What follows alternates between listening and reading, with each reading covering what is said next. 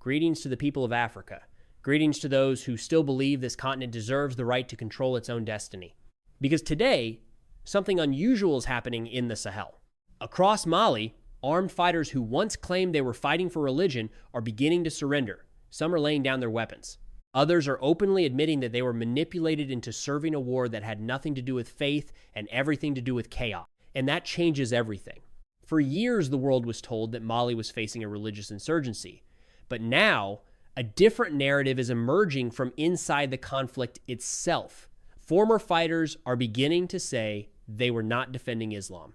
They were being used in a system of violence that destroyed villages, terrified civilians, and destabilized an entire region. At the same time, the Malian armed forces are tightening pressure across key battle zones. Border controls between Mali, Burkina Faso, and Niger are becoming more coordinated. And the Alliance of Sahel states is starting to operate less like three isolated governments and more like a united security bloc. This is why many observers believe the conflict is entering a new phase. Not only a military war, but a psychological war, because when fighters begin to question the cause they once believed in, the battlefield changes completely. Recruitment weakens. Fear begins to crack, and communities that once stayed silent start asking dangerous questions. Who benefits from endless instability in the Sahel? And why did terrorism continue expanding after years of foreign military presence? In geopolitics, no crisis appears by accident. The real question is no longer whether Mali is fighting terrorism.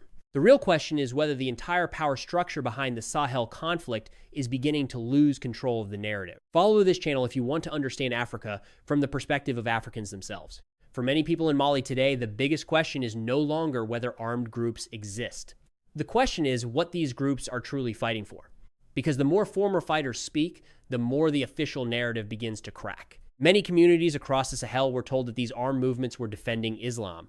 But people living inside the conflict zones have seen something very different. Mosques destroyed, villages burned, civilians executed, women traumatized, entire communities displaced from their homes. And for the Malian government, this is becoming one of the strongest arguments in the entire conflict. A true religious movement does not bomb worshipers on their way to prayer.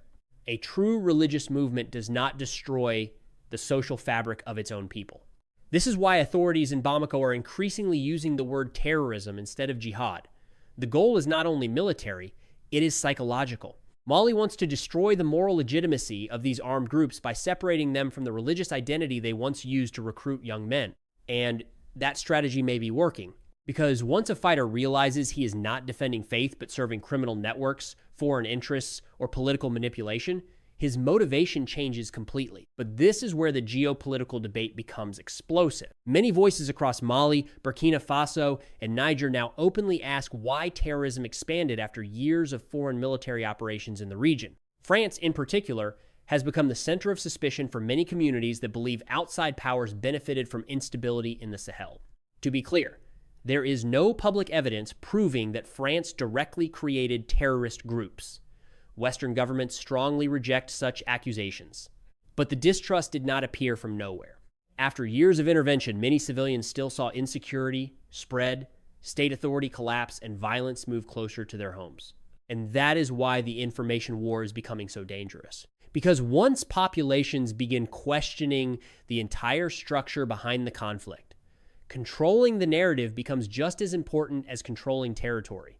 What is happening today inside the Alliance of Sahel states may become one of the most important geopolitical shifts Africa has seen in decades, because Mali is no longer fighting alone. Burkina Faso and Niger are now moving in the same direction, both militarily and politically.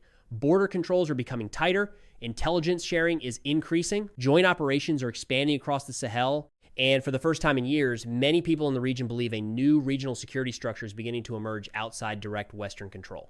This is the real significance of the AES alliance. Not simply cooperation, but strategic independence. Malian leader Assimi Goita has repeatedly framed the conflict as a battle for sovereignty. His government presents Mali as a nation refusing to let foreign powers dictate its security decisions any longer. In Burkina Faso, Ibrahim Traore has become a symbol of a younger generation of African leadership. His speeches often focus on dignity, self-reliance, and the belief that Africa must stop depending entirely on outside protection.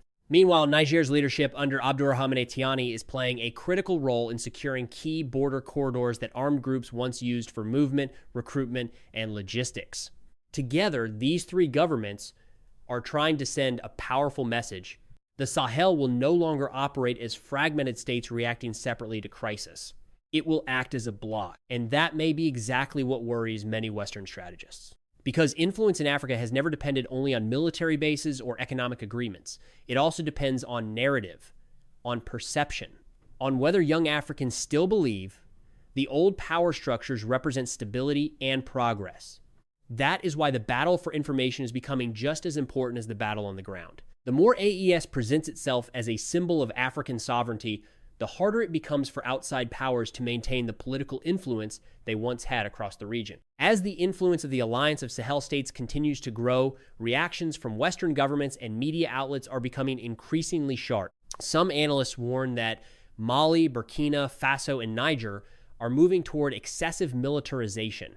Others argue that the region is replacing one foreign dependency with another by building closer ties with new international partners such as Russia.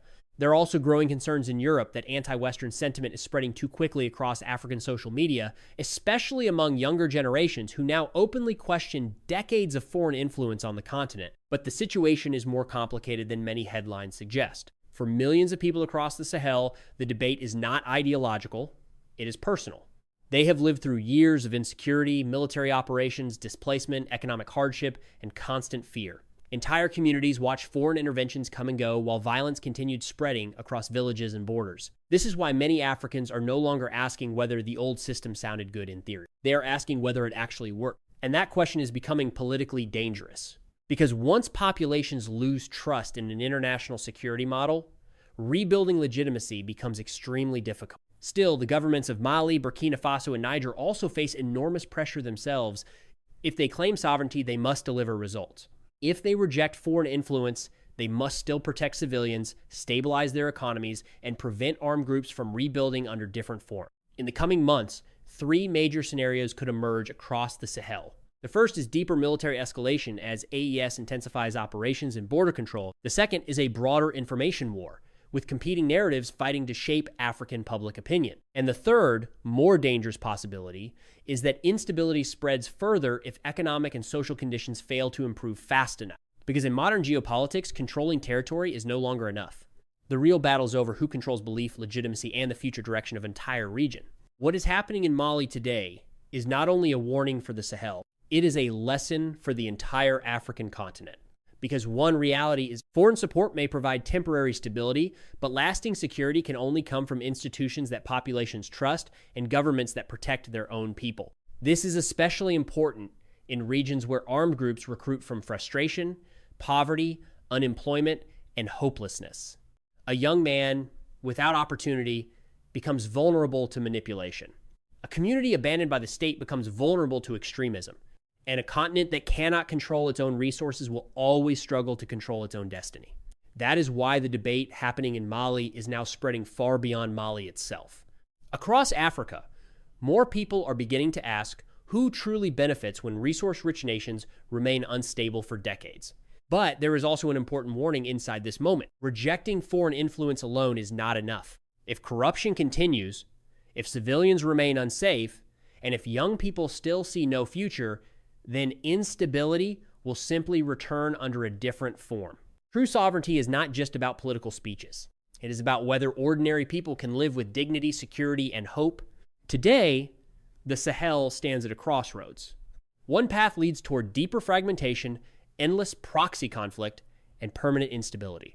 The other leads toward regional cooperation, stronger institutions, and an Africa that increasingly defines its own strategic direction. The question is no longer whether Africa faces challenges. The question is whether Africa is finally ready to shape its own future on its own terms.